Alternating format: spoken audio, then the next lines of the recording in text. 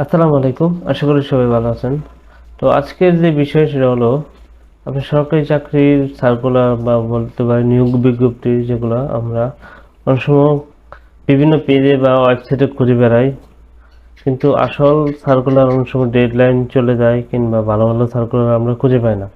তো সেই বিষয়গুলো আমি কিভাবে এই বিষয়গুলো শর্টিং করি বা আপনারা কিভাবে করলে ভালো হবে, একটু গুরুত্বপূর্ণ বিষয়গুলো শেয়ার করব। আশা করি আপনাদের কাজে আসবে। তো চলেন, বিষয়টা হচ্ছে দুইটা সাইড দেখাবো। দুইটা সাইড থেকে আপনারা কিভাবে শর্টিং করবেন সার্কুলারগুলো এবং কিভাবে অ্যাপ্লাই করবেন এই ফর্মুলাটা সেটা আমি বলি। প্রথমে দেখাবো অল জবস থেকে, কারণ অল জবস আপনার বেশিরভাগ সার্কুলারই আপনি লাইভে মানে পাবেন। খুব সরকারি চাকরি যেগুলো এগুলো খুব অন্য অন্য থেকে এটার মধ্যে বেশি থাকে। তো এটার মধ্যে যেহেতু বেশি থাকে তাহলে আমরা প্রতিদিন 1 ঘন্টা আপনি সময় এটার মধ্যে দিবেন।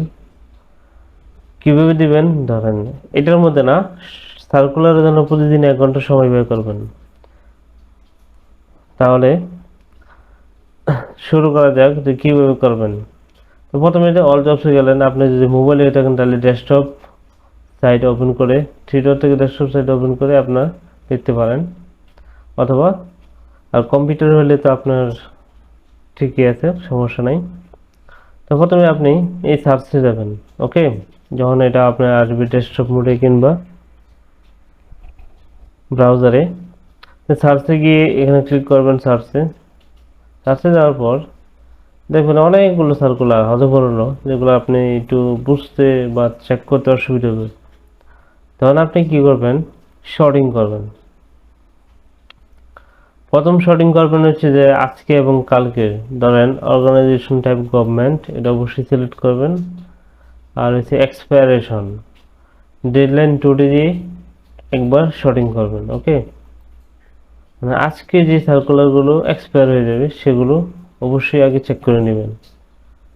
তাহলে আজকে আপনার কোনো সার্কুলার এক্সপায়ার হচ্ছে না। আবার গভর্নমেন্ট সিলেক্ট, আবার টুমোরো, ডেডলাইন টুমোরো, মানে আগামীকালকে যেগুলো এক্সপায়ার হয়ে যাবে। এই দুইটা ডেট দিয়ে অবশ্যই আপনি কি করবেন, শর্টিং করবেন। মানে আপনার সার্কুলারগুলো যে কোনগুলো মিস হয়ে যেতে পারে, অনেক সময় আমরা মিস হয়ে যায়, কিছু কিছু সার্কুলার আছে প্রায় সময় আমাদের মিস হয়ে যায় অ্যাপ্লাই করতে, বা ভুলে যাই অথবা খুঁজে পাই না। তখন আপনি এই দুইটার মাধ্যমে দেখবেন যে আপনি অনেকগুলো সার্কুলার খুঁজে পেয়ে যাবেন। এটা আমি অ্যাপ্লাই করতাম। এই বিষয়টা এই বিষয়টা অ্যাপ্লাই করতে আমার অনেক উপকার হতো। আপনারা এইভাবে অ্যাপ্লাই করবেন। যেহেতু আমার এখানে শো করছে না, এগুলো শো করবে যদি আমার এই ডেডলাইনের মধ্যে থাকে, এক্সপায়ারেশন টুডে বা এরকমভাবে দেখাবে, 2টা 3টা 4টা এরকম দেখাবে। তো ওই বিষয়গুলোর মধ্যে থেকে আপনি প্রথমে শর্টিং করে বের করতে পারবেন ভালো, যেগুলো অ্যাপ্লাই করা যায় আর যেগুলো অ্যাপ্লাই করা যাবে না। দ্বিতীয়ত, প্রথম যে বিষয়টা শর্টিং করা গেল, তারপরে আপনি এরকমভাবে এই সার্কুলারগুলো দেখবেন, দেখবেন যে আপনাদের জন্য কোনটা চাই। এগুলো পোস্টের নাম দেখে কয়েকটা পেজ দেখে নেবেন, দেখে রাইট বাটন চাপ দিয়ে লিঙ্কে কি রাইট বাটন চাপ দিয়ে করবেন। তখন দেখা গেছে কি আপনি পেজ থেকে বেরোলেন না, রাইট বাটন চাপ দিয়ে সবগুলো ট্যাব নিয়ে নিলেন। ধরুন এটা নিলেন, সবগুলো ট্যাব নেওয়ার পর 2 থেকে 3টা পেজ এরকমভাবে চেক করে নেবেন। চেক করে নিয়ে সার্কুলারগুলো দেখবেন ঠিক আছে।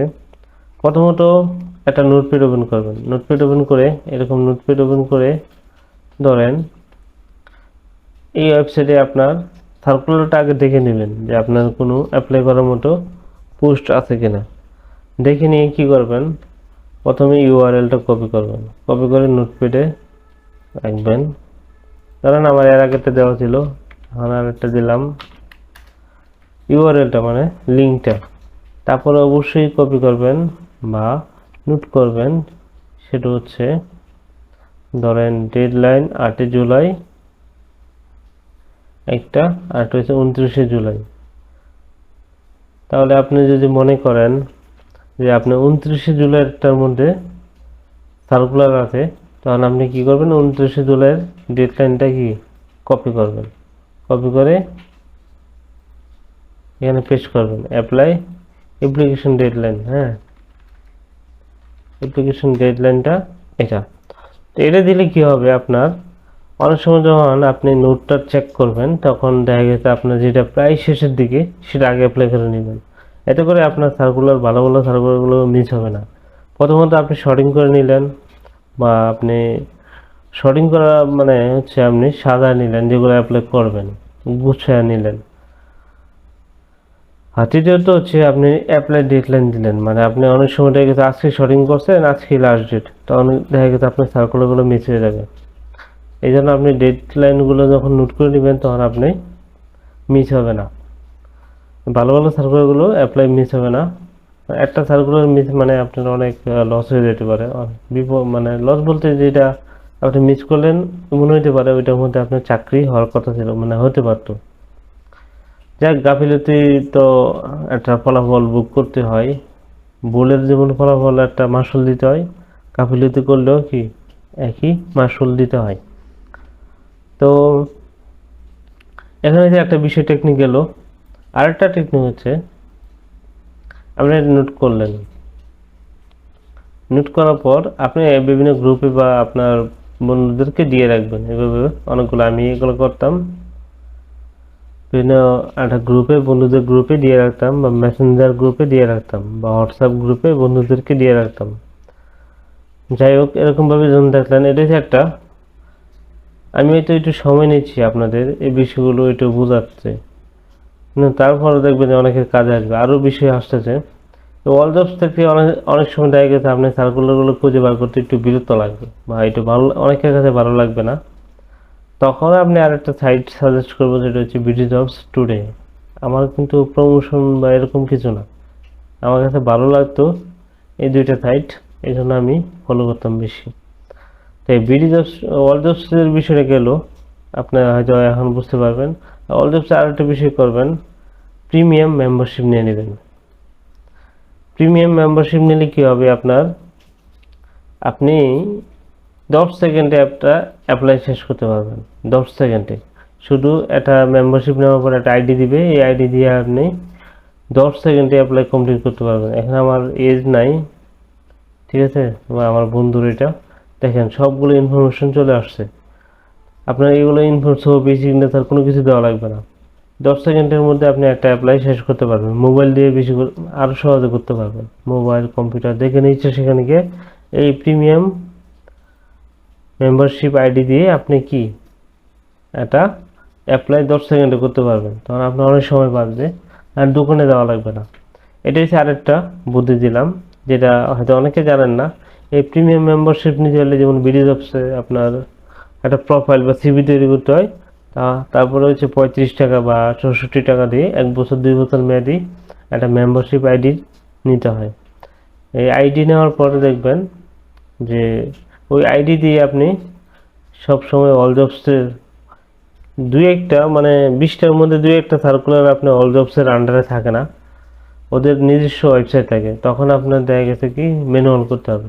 তো বেশিরভাগ ক্ষেত্রে আপনি এই অল জব প্রিমিয়াম মেম্বারশিপের মাধ্যমে করতে পারবেন। এতে করে আপনার অনেক সময় বাঁচবে, কষ্ট কমবে। তো তৃতীয় বিষয়টা গেল, আরেকটা বিষয় যেটা দেখায় লাস্ট, আমার কাছে ভালো লাগে খুব, বিডি জবস টুডে। এই ওয়েবসাইটটা আসলে একটু গুছানো, আপডেট রিসেন্ট তথ্যগুলো দেওয়া থাকে 2-3টা কোশ্চেন আকারে। তারপরে হচ্ছে আপনি এখানে সার্কুলারগুলো ভালো, অনেকগুলো সার্কুলার পাবেন, খুব সুন্দর করে দেওয়া থাকে। তখন এখানে জবস ক্যাটাগরি, হ্যাঁ, আইটি, এগুলো যে প্রাইভেট, এটা সরকারি মিলে, আমি যখন কোম্পানিতে যাব, গভর্নমেন্ট জবস সিলেক্ট করব, দেখবেন এখানে অনেকগুলো সার্কুলার দেখাচ্ছে। এই সার্কুলারগুলো যখন আপনি ধরেন এটার মধ্যে ক্লিক করলেন, ক্লিক করার পর দেখবেন যে এটা ভিউটা অনেক সুন্দর দেখায়, মানে একটু বড় আকারে দেখা যায় সার্কুলারটা, আলাদা ইমেজে। তারপর দেখা যাচ্ছে আপনি এখানে ডেডলাইন, অ্যাপ্লিকেশন ডেডলাইনটা কপি করা সহজ হয়। ইউআরএলটা আপনি কপি করে নিতে পারেন, সমস্যা নাই, কিন্তু অ্যাপ্লিকেশন ডেডলাইনটা কপি করতে সহজ হবে। আর সার্কুলারটা খুব সুন্দর করে পড়তে পারবেন, আর শর্টিং করতে পারবেন। গভর্নমেন্টগুলো আলাদা, যত সার্কুলার আছে গভর্নমেন্টের সবগুলো এখানে শো করবে। আপনি যদি প্রাইভেট দিয়ে সার্চ করেন তখন কি আপনার প্রাইভেটগুলো আসবে।